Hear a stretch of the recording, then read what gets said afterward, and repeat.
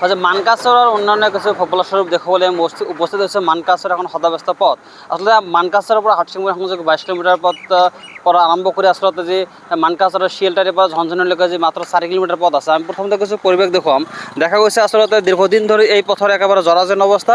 যি পথেৰে মানকাছৰৰ পৰা আচলতে যি অসম মেঘালয় সীমান্তৱৰ্তী আচলতে যি অঞ্চল আছে, এই ঝনঝনিৰ পৰা শিলটাৰিলৈকে যি মাত্ৰ 4 কিলোমিটাৰ পথ আছে, এনেদৰে দেখা গৈছে বিধ্বস্ত আচলতে বছৰ বছৰ ধৰি আচলতে এই পথচাৰীসকলে আচলতে জমৰ যাতনাত ভুগিবলগীয়া হৈছে। কিন্তু আজিলৈকে এই চৰকাৰ তথা যি জনপ্ৰতিনিধিসকলে কোনো ধৰণৰ গুৰুত্ব আৰোপ কৰা নাই, যাৰ বাবে দেখা গৈছে এই অঞ্চলৰ ৰাইজে আচলতে এই পথত বিভিন্ন ধৰণৰ সমস্যাৰ সন্মুখীন হৈছে।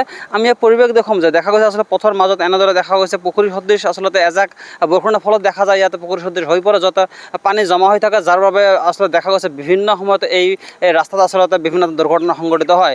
যাৰ বাবে এই অঞ্চলৰ ৰাইজে আচলতে দীৰ্ঘদিন ধৰি এই চৰকাৰ তথা জিলা প্ৰশাসনক দাবী জনাই আহিছে, যদিও আজিলৈকে কোনো ধৰণৰ ব্যৱস্থা গ্ৰহণ কৰা নাই। যদিও হাটশিঙিমুৰিৰ পৰা যি মানকাছৰৰ মাত্ৰ যি 25 কিলোমিটাৰ অসম মালৰ অধীনত কাম আৰম্ভ হৈছে, যদিও এই মানকাছৰৰ যি শিলটাৰিৰ পৰা ঝনঝনিলৈকে মাত্ৰ 4 কিলোমিটাৰ পথ আছে, আজিও বিধ্বস্ত অৱস্থা। যাৰ বাবে দেখা গৈছে এই অঞ্চলৰ ৰাইজসমূহ বিভিন্ন ধৰণৰ সমস্যাৰ সন্মুখীন হৈছে। কাৰণ এয়া হৈছে একমাত্ৰ পথ যি অসম মেঘালয় সীমান্তৱৰ্তী পথ। এই পথেৰে হাজাৰ হাজাৰ ৰাইজে আচলতে ইহঁতৰ যান বাহন লৈ আচলতে যাতায়াত কৰে, যাৰ বাবে দেখা গৈছে বিভিন্ন ধৰণৰ সমস্যাৰ সন্মুখীন হৈছে। আমাৰ তাত স্থানীয় একাংশ ৰাইজ আছে, কথা পাতিবলৈ যত্ন কৰিম। আচলতে কি ক'ব, দেখা গৈছে এই পথখন এখন বিধ্বস্ত, দীৰ্ঘদিন ধৰি কোনো ধৰণৰ মেৰামতি হোৱা নাই, কি ক'ব? আচলতে অসম মালাৰ ভিত্তিত যিটো ৰাস্তা বনাই আছে, আমাৰ ইয়ালৈ আহি পোৱা নাই।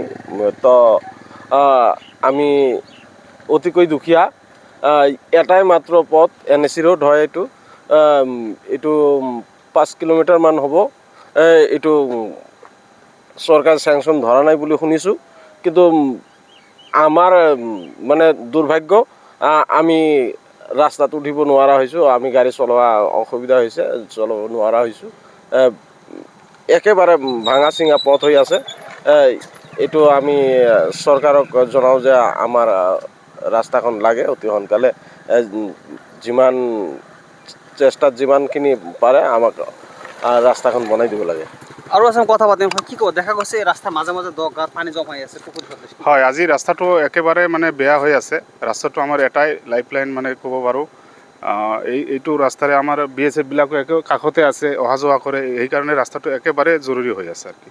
দেখা মাজে মাজে গাঁত একবাৰে পানী জমা হৈ আছে, মানুহৰ বিভিন্ন দেখা দুৰ্ঘটনা সংঘটিত হয়, কোনো ধৰণৰ ব্যৱস্থা গ্ৰহণ নকৰে। যিহেতু হাটশিঙিমুৰি মানকাছৰ যে 25 কিলোমিটাৰ অসমত কাম ধৰিছে, বাকীখিনি হয়, শুনিছোঁ যে 25 কিলোমিটাৰ ৰাস্তা অসম মালাৰ অধীনত ধৰিছে। তো 25 কিলোমিটাৰ আপোনাৰ হাটশিঙিমাৰীৰ পৰা ঠাকুৰবাৰী শিলটাৰিলৈকে আহিব। গতিকে হাটশিঙিমাৰীৰ পৰা ঝনঝনিলৈকে 29 কিলোমিটাৰ ৰাস্তা। 29 কিলোমিটাৰ ৰাস্তাত 25 কিলোমিটাৰ হ'লে বাকী 4 কিলোমিটাৰ একদম বিধ্বস্ত অৱস্থা হৈ আছে আৰু কি ক'ব? চৰকাৰক আহ্বান কৰিছে যে অতি সোনকালে আমাৰ ৰাস্তাটো ঠিক কৰি দিব লাগে। যি আচলতে স্থানীয় তেখেতৰ মতামত কিছু পৰিৱেশ দেখুৱাম। দেখা গৈছে এনেদৰে বিধ্বস্ত অৱস্থাৰ ৰাস্তাৰ মাজে দেখা গৈছে যি বাহন চালক, দুচকীয়াকৈ হওক বা চাৰিচকীয়া বাহন চালকসকলে এনেদৰে কষ্ট কৰি আচলতে যাতায়াত কৰিবলগা হৈছে। বিভিন্ন সময়ত দুৰ্ঘটনা সংঘটিত। আমাৰ এখন বাহন আহিছে, আমি এই চালকৰ সৈতে কিছু কথা পাতিবলৈ যত্ন কৰিম যে আচলতে কেনেকুৱা ধৰণৰ সমস্যাৰ সন্মুখীন হৈছে। আমি কিছু কথা পাতিবলৈ যত্ন কৰিম, যিহেতু দেখা গৈছে বাহন এটা আহি আছে। আমি সেই চালকগৰাকীৰ সৈতে কথা পাতিবলৈ যত্ন কৰিম। দাদা কি ক'ব, যিহেতু ৰাস্তাখন বিধ্বস্ত, গাড়ী চলাত অসুবিধা হয় নে নাই? অসুবিধাটো হৈ আছে। কিমান ধৰণৰ অসুবিধা হৈ আছে? বহুত বছৰ ধৰি আছে ন, অসুবিধাটো চলি আছে। মানে বাহনৰ অসুবিধা, বাহনৰ অসুবিধা, মানুহৰ অসুবিধা, মানুহ উঠিব নোখোজে নেকি? নোখোজে আৰু সেইবাবেতো মাল লৈ আছে না। কি ক'ব, চৰকাৰক কি আহ্বান কৰিব? চৰকাৰক ভাল কৰিব লাগে এইবাৰতো আৰু কি ক'ম আৰু, BJP যেতিয়া লাগিছে, এতিয়া কংগ্ৰেছ জিতিছে, কিবা হয় আৰু ৰাস্তাটো ভাল কৰিব লাগে। বাহন চালক এটা মন্তব্য এটা কথা উল্লেখ কৰিলে, যিহেতু ৰাস্তাখন বিধ্বস্ত হোৱাৰ পৰা বিভিন্ন ধৰণৰ সমস্যাৰ সন্মুখীন হয়। যিহেতু আচলতে যি আচলতে যাত্ৰীসকলে গাড়ীত উঠিব নোখোজে, কাৰণ ৰাস্তা বিধ্বস্ত, যাৰ বাবে দেখা গৈছে চালকসকল বিভিন্ন সমস্যাৰ সন্মুখীন হৈছে। আৰু আছে আহিছাম চালক, আমি কথা পাতিবলৈ যত্ন কৰিম যে আচলতে দেখা গৈছে একেবাৰে মাল ভৰ্তি এখন বাহন আহি আছে।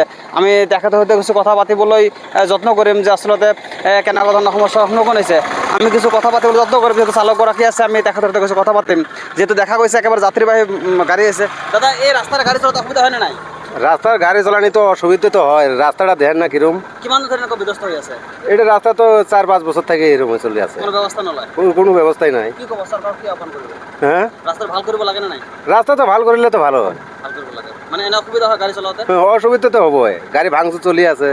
এনেদৰে মন্তব্য কৰিলে যে চালকসকলে দেখা গৈছে যিহেতু ৰাস্তাখন বিধ্বস্ত হোৱাৰ পৰা চালকসকলৰ গাড়ীসমূহ বাহনসমূহ চলাওঁতে বিভিন্ন ধৰণৰ সন্মুখীন হয়, যাৰ বাবে প্ৰতিগৰাকী চালক তথা স্থানীয় ৰাইজসকলে এটাই দাবী যে ৰাস্তাখন অতি সোনকালে মেৰামতি কৰিব লাগে আৰু ৰাইজৰ যাতায়াতৰ সুবিধা কৰি দিব লাগে। আৰু আমাৰ এই প্ৰতিবেদনৰ পিছত চৰকাৰ তথা জিলা প্ৰতিনিধি কেনেদৰে ব্যৱস্থা গ্ৰহণ কৰে এয়া হ'ব লক্ষণীয় বিষয়। এই মুহূৰ্তত মানকাছাৰৰ পৰা মুখিবুৰ ৰহমান, ND24।